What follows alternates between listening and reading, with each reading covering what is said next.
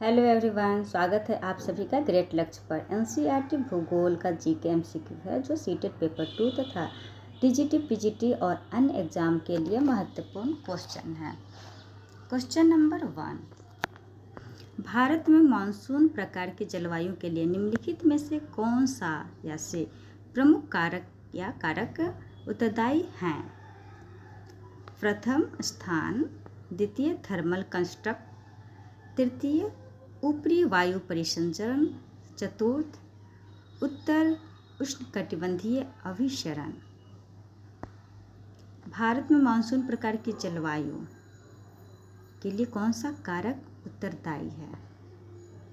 प्रथम स्थान है, थर्मल कंस्ट्रक्ट है, ऊपरी वायु परिसंचरण है, उत्तर उष्णकटिबंधीय अभिसरण क्षेत्र है, सभी है। Option D is the right answer.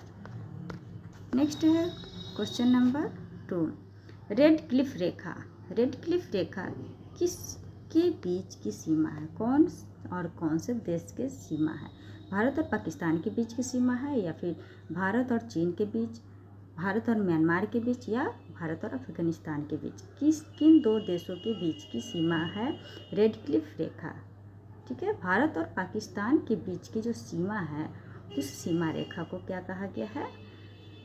Red Cliff Rekha. Option A is the right answer. Next है क्वेश्चन नंबर 3, भारत के जनसांख्यिकीय इतिहास में डैश वर्ष को ग्रेट डिवाइड कहा गया है? किस वर्ष को, कौन सा सन है ईस्वी है जिसको ग्रेट डिवाइड कहा गया है? भारत के जनसांख्यिकीय इतिहास में 1901, 1921, 1941 या 1951? भारत के जनसांख्यिकीय इतिहास में, ठीक है, 1921 वर्ष को ग्रेट डिवाइड कहा जाता है। Option B is the right answer. Question number 4, प्रायद्वीपीय भारत के आंचलिक मिट्टी का प्रकार है? प्रायद्वीपीय भारत का जो आंचलिक मिट्टी है वो किस प्रकार का है ना?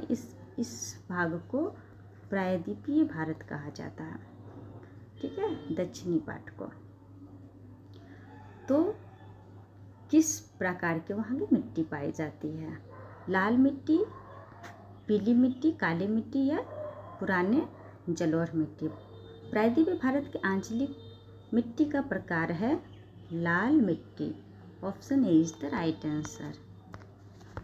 नेक्स्ट है क्वेश्चन नंबर 5, भारतीय संघ में राजभाषा के रूप में, भारतीय संघ में राजभाषा के रूप में मान्यता प्राप्त प्रमुख भाषाओं की संख्या कितनी है? 15, 22, 12 या 9? राजभाषा के रूप में मान्यता प्राप्त है 22 भाषाओं को। Option B is the right answer. Next है क्वेश्चन नंबर 6, भारत में कौन सा परमाणु ऊर्जा स्टेशन पूरी तरह से स्वदेशी बनाया गया? किस परमाणु ऊर्जा स्टेशन को पूरी तरह से स्वदेशी बनाया है भारत में? कारापक्कम, नरोड़ा, रावतभाटा या Tarapur? Kalpakkam. Option A is the right answer. Next है क्वेश्चन नंबर 7, भारतीय तट के अन्य भागों के विपरीत, भारतीय तट के अन्य भागों के विपरीत सौराष्ट्र तट के साथ मछली पकड़ने का उद्योग विकसित नहीं हुआ? क्यों नहीं हुआ, क्या कारण था? मछली पकड़ने के लिए उपयुक्त कुछ संकेत हैं: कृषि और पशुपालन पर अत्यधिक निर्भरता की, समुद्र का जल अपेक्षाकृत अधिक खारा होता है, या फिर तटीय क्षेत्र के व्यापक प्रदूषण के लिए अग्रणी? कौन सा ऑप्शन सही है?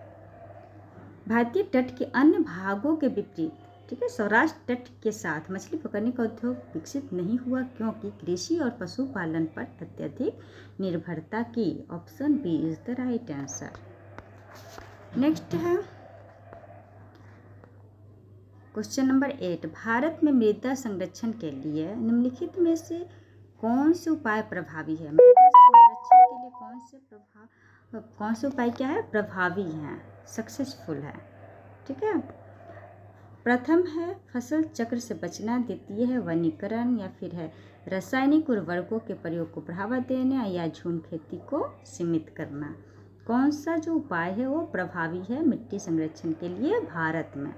वनीकरण एक सही होगा, और एक झूम खेती को सीमित करना, कम करना, जिससे कि मृदा संरक्षण हो सके।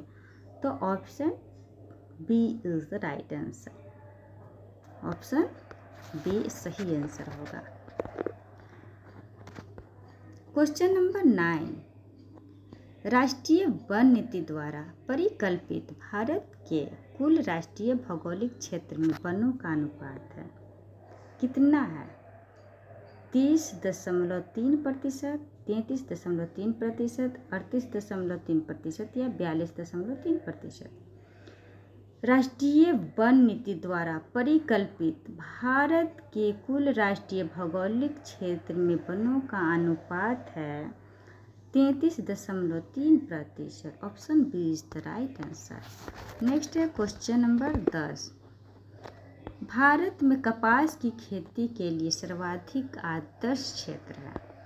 सर्वाधिक आदर्श क्षेत्र कौन सा है भारत में कपास की खेती के लिए? ब्रह्मपुत्र घाटी, इंडो गंगा घाटी, दक्कन का पठार या कच्छ का पठार? हमारे देश में सबसे ज़्यादा कपास की खेती भारत के इस क्षेत्र में होता है, यानी कि इस क्षेत्र को क्या है, दक्कन का पठार कहा जाता है। ओके, तो option C is the right answer. Thanks for watching, like share and subscribe my channel.